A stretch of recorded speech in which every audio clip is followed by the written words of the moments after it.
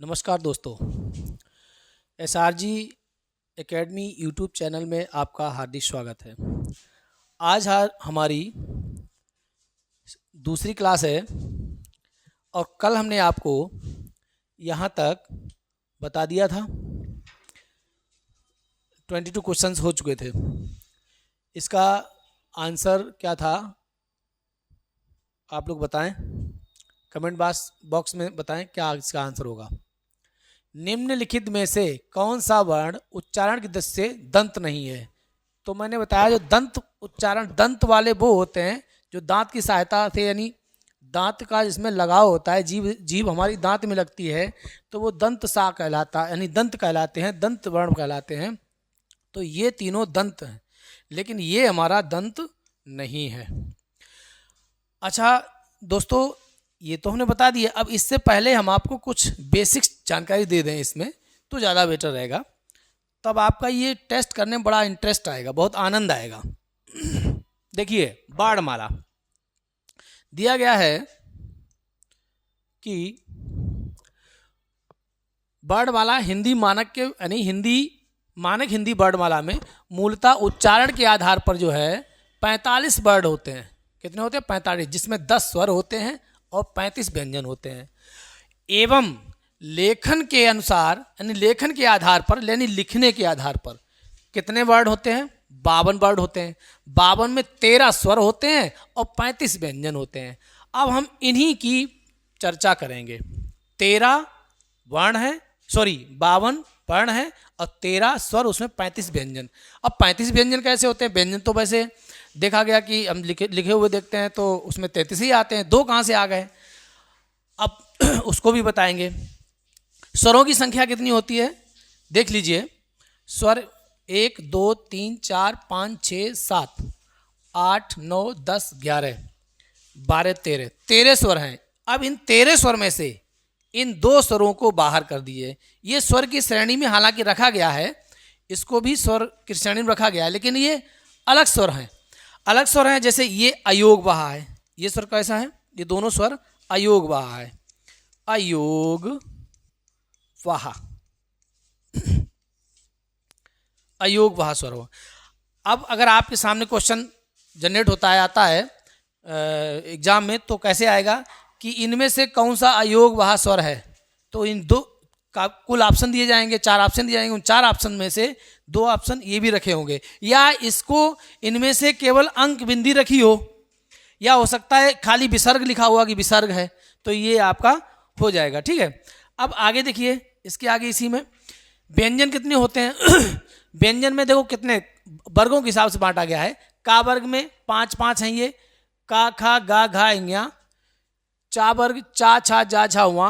टा वर्ग टा ठा डा ढाणा। ता वर्ग ता था दा धा ना। पा वर्ग पा फा बा भा मा। और ये वाले जो है ये अंतस्थ व्यंजन होते हैं, इनको जरा गौर से ध्यान देना, ये अंतस्थ व्यंजन होते हैं। इसके बाद में ये ऊष्म व्यंजन होते हैं। ऊष्म व्यंजन कौन से होते हैं? ऊष्म व्यंजन कह दो, इन्हीं को हम संघर्षी व्यंजन भी बोलते हैं, क्योंकि ये बड़े संघर्ष से बोलते हैं, अंदर की हवा निकलती, जैसे सा सा शा सा, तो ये संघर्षी व्यंजन होते हैं। और संयुक्त व्यंजन कौन होते हैं? संयुक्त व्यंजन है छा, छा छत्री, त्रा, ज्ञा और स्रा।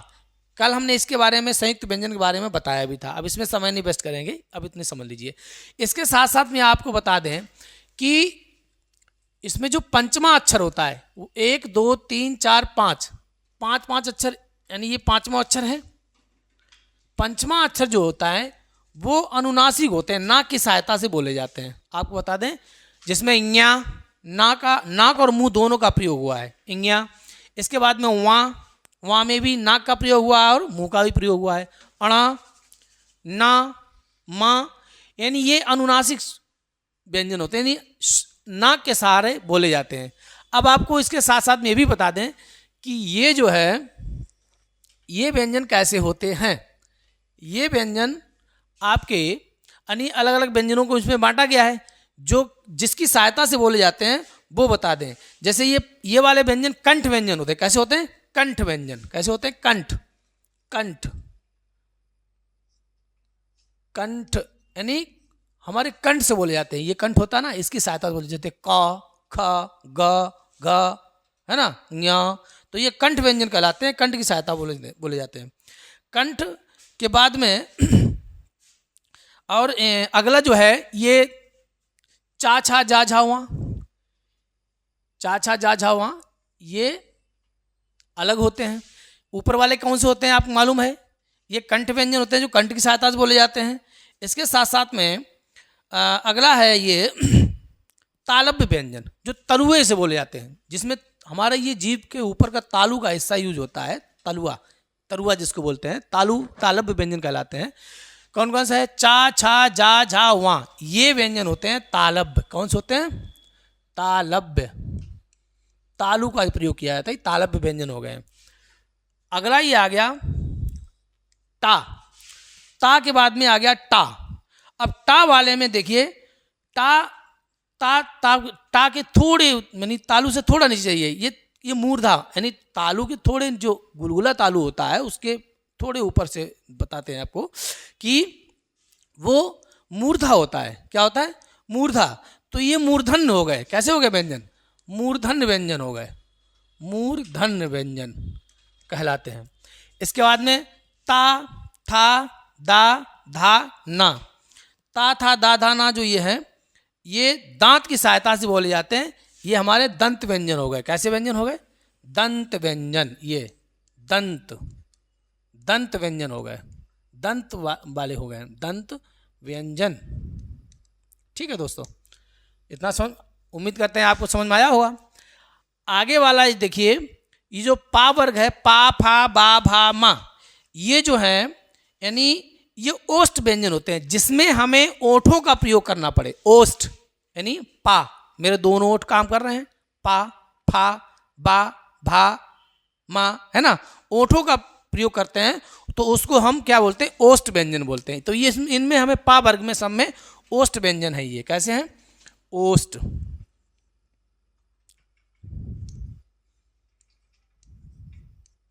ओष्ठ व्यंजन ही कहलाते हैं।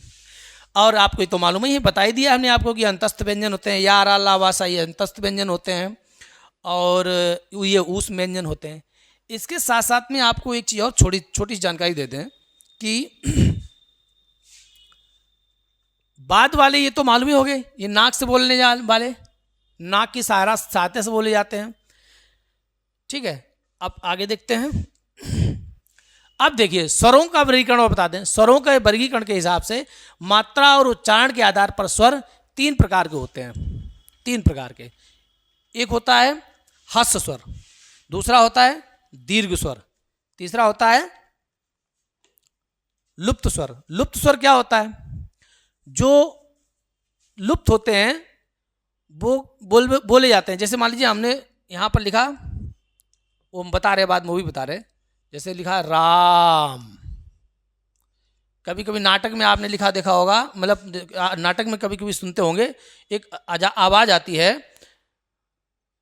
हनुमान जी राम का नाम उच्चारण करते हैं तो बड़े ऊंचे स्वर में बोलते हैं राम। तो उसमें यहाँ तक तो ये व्यंजन, यहाँ तक तो ये स्वर यहाँ आ गया है, यहाँ पर भी माँ निकल गया, लेकिन ये जो बीच में आ चला जाता है तो ये लुप्त व्यंजन हो गया है। कैसा व्यंजन हो गया? यानी ये लुप्त व्यंजन हो गया है। अब ह्रस्व स्वर कौन से होते हैं? ह्रस्व स्वर जिनमें कम समय लगता है और झटके से बोले जाते हैं, इनको छोटे स्वर बोलते हैं। छोटे यानी छोटे स्वर होते हैं, इनको छोटा, जैसे छोटा आ है, अ, ई, उ, तो ये क्या है? ये ह्रस्व स्वर हो गए। दीर्घ स्वर वो होते हैं जिनमें ज्यादा समय लगता है, जैसे आ, बड़ा, बड़ी ई, बड़ा ऊ, है ना। तो ये इस टाइप के जो व्यंजन होते हैं वो दीर्घ व्यंजन होते हैं, जैसे ए, ऐ, ओ, औ। साथ साथ में एक और नया वर्ड है अ।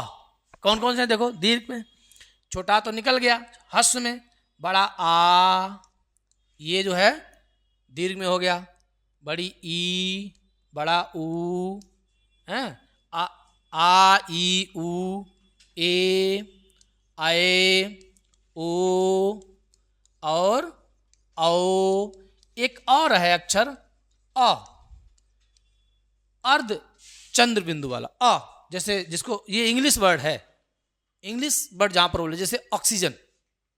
अगर आपसे पूछा जाए कि इनमें से कौन सा इंग्लिश वर्ड है, कौन सा अंग्रेजी वर्ड है, तो आप उसमें 4 ऑप्शन दिए जाएंगे अलग अलग, उसमें एक ये भी ऑप्शन दिया जाएगा, तो आप इसको भी कर सकते हैं। ये एक अंग्रेजी वर्ड हो गया आ, जैसे ऑक्सीजन। ना तो हम आ बोलेंगे ना तो हम ओ बोलेंगे, बीच का बोलेंगे ऑक्सीजन और नहीं अ, ऑक्टोपस ऑक्सीजन, तो ये एक अ हो गया है। ठीक है, तो ये दीर्घ व्यंजन के अंतर्गत है। और जीव के प्रयोग के आधार पर हम स्वरों का वर्गीकरण करेंगे तो 3 प्रकार से वर्गीकरण होगा। एक होगा अग्रस्वर। अग्रस्वर होता है जब जीव का हिस्सा हमारा अगला हिस्सा काम करता है, वो अग्रस्वर कहलाता है। जीव का जब हम अगला हिस्सा काम करते हैं, यानी जिन स्वरों के उच्चारण में जीव का अग्रभाग प्रयोग होता है, आगे का भाग प्रयोग होता है, वो अग्रस्वर होता है। जैसे अग्रस्वर कौन कौन से है? ई, ए, ये जो अग्रस्वर हो गए हैं, है ना, ई, ए, तो ये अग्रस्वर हो गए। मध्य स्वर जो होते हैं कि जीव का मध्य वाला भाग हम यूज करते हैं, तो वो हमारे मध्य स्वर हो गए। मध्य स्वर में केवल हमारा कौन सा आता है? आ, क्योंकि झटके से बोलते हैं ना मध्य आ। अगर आ बोल देंगे तो पिछला हिस्सा भी हमारा यानी तेजी से हवा निकलती है, अंदर की हवा निकल जाती है, तो ये बड़ा आ मध्य नहीं है। ठीक है, और पश्च स्वर जो होते हैं जो जीव का पिछला हिस्सा प्रयोग करते हैं, जैसे बड़ा आ, बीच का यानी जीव का पिछला हिस्सा भी प्रयोग कर दिया, आ, ऊ, छोटा ऊ, बड़ा ऊ, है ना, आ, ऊ, और ओ, औ,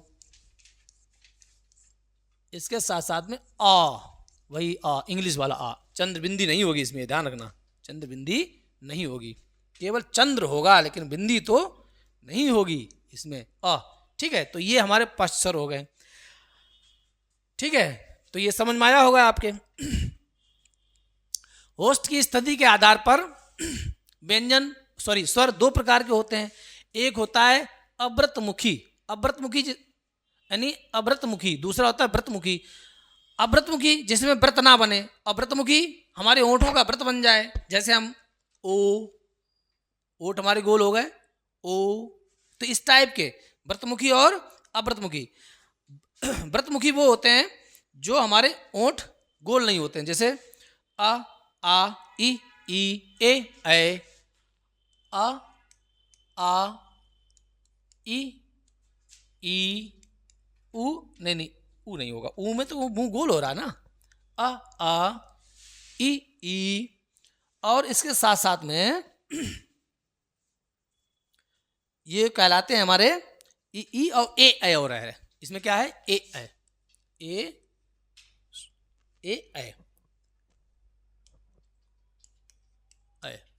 ये हमारे अव्रतमुखी है, इसमें हमारा मुंह का गोल नहीं हो रहा है, जैसे आ, ई, ए। अब व्रतमुखी कौन से होते हैं? जिसमें हमारा यानी होंठ गोल हो जाए, व्रत बन जाए मुंह का, यानी ओ ऐसे करके, यानी ऊ,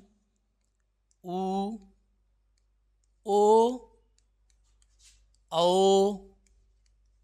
है ना, और आ भी इसमें आ जाएगा, वही इंग्लिश वाला आ भी आ जाएगा, यानी ऊ, ए, ओ। तो आपके ये समझ में आए होंगे।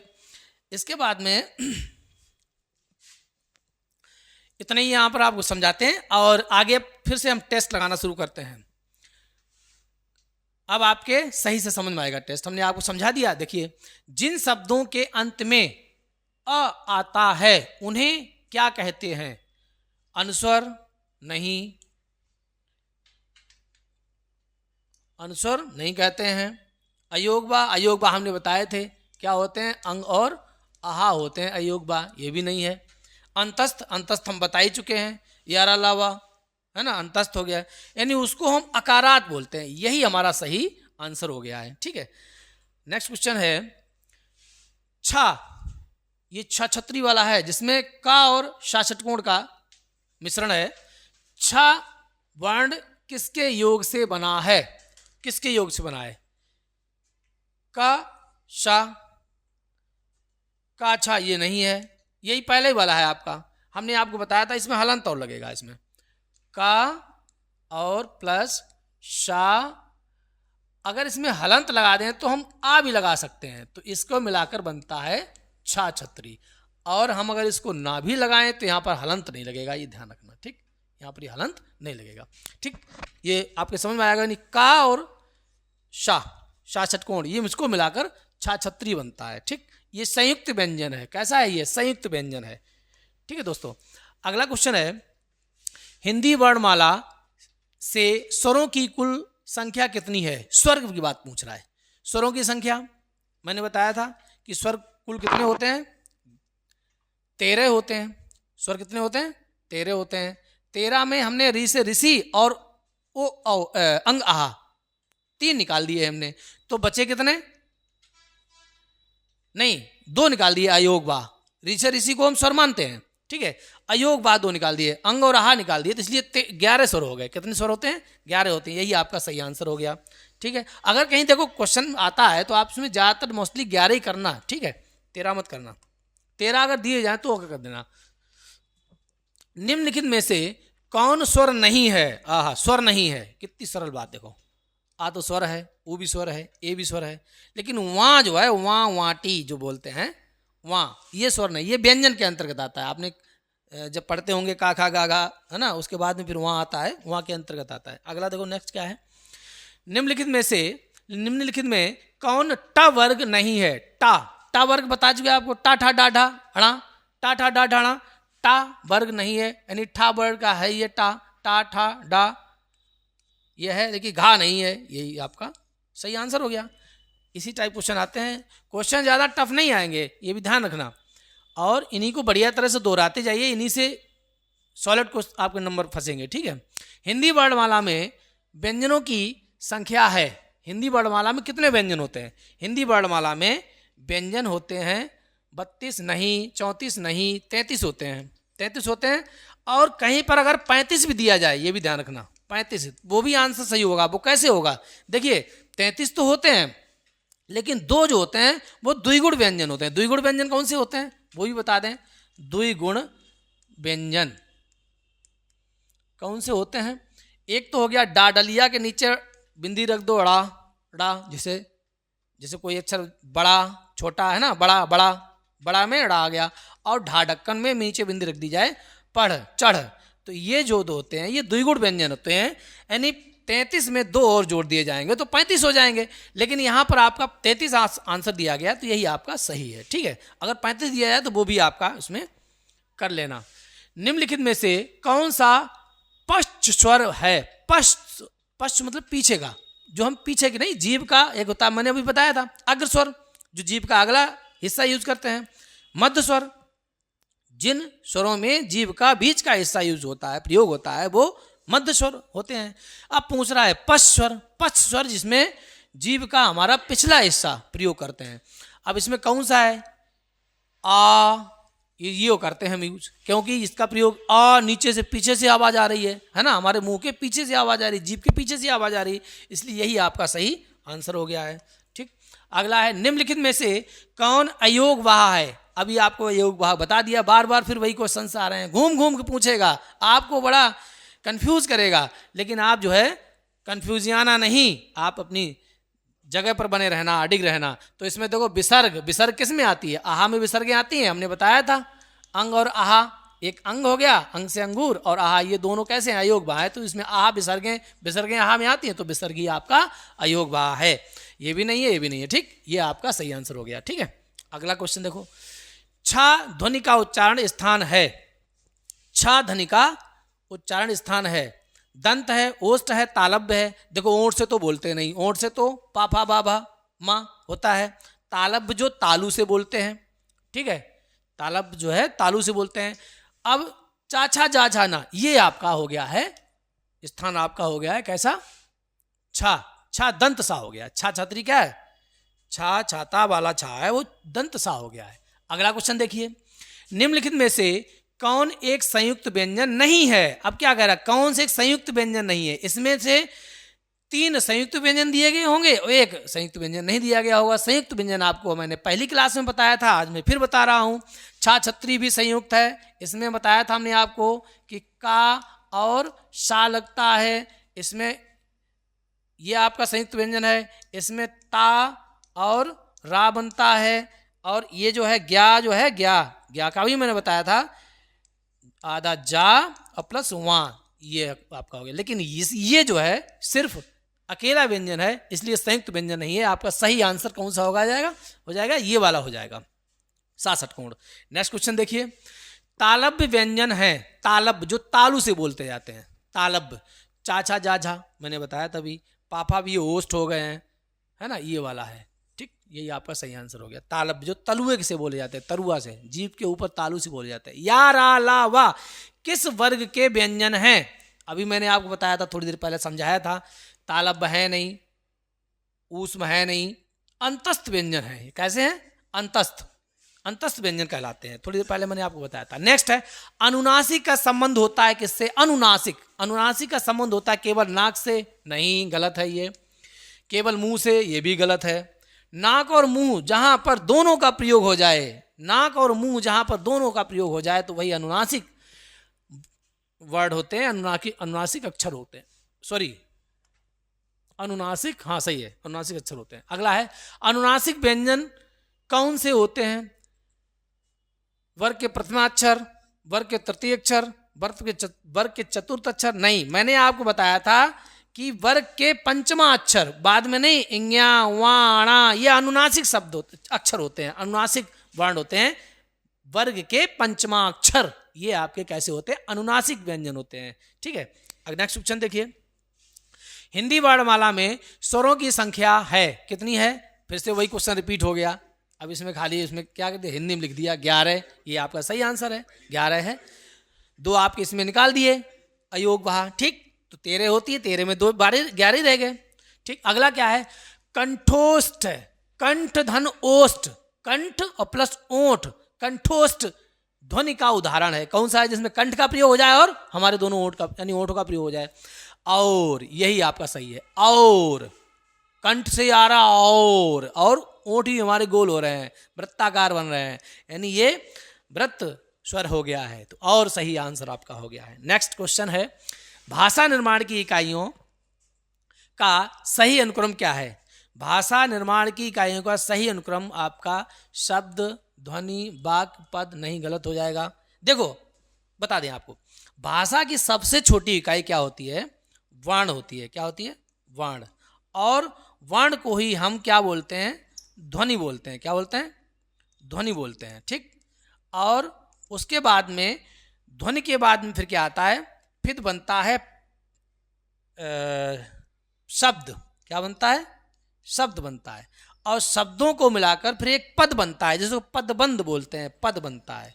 और कई पदों को मिलाकर फिर एक क्या बनता है? एक वाक्य बन जाता है। तो यही भाषा का सही अनुक्रम है। तो ये किस में आ गया है? ये आपका सही आंसर हो गया है डी नंबर वाला, यानी 39 का डी। ध्वनि, शब्द, पद, वाक्य, इनको मिलाकर, कहीं कहीं पर आपके ध्वनि ना दिया जाए, यहाँ पर बाण भी दिया जा सकता है, तो बाण, शब्द, पद, वाक्य, इन सबको मिलाकर यानी भाषा का निर्माण होता है। ठीक है, नेक्स्ट क्वेश्चन देखिए, निम्नांकित में से उच्चारण स्थान के आधार पर कंठ से लेकर मुख विवर में उच्चारित व्यंजन ध्वनियों का सही अनुक्रम क्या है? सही अनुक्रम यानी सही क्रम लिखना है। तो देखो, कंठ, तालब, वत्सर, दंत, ओष्ठ, तालब, कंठ, ओष्ठ, दंत, ओष्ठ, आपका ये वाला सही है। क्योंकि देखो, कंठ से शुरू करो, यहां से कंठ से आवाज आई, कंठ हो गए,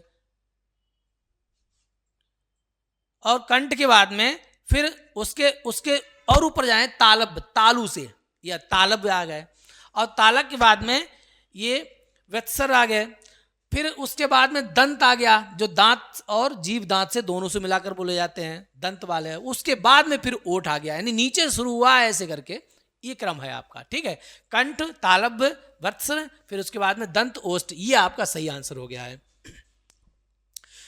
तो आज के दिन बच्चों इतना ही, और हम उम्मीद करते हैं कि आपको हमारी क्लास समझ में आई होगी। यदि आपको अच्छी समझ में आए, अच्छी लगे तो आप एक बार चैनल को सब्सक्राइब कर दें और लाइक ज़रूर कर दें। बहुत बहुत धन्यवाद। Thank you.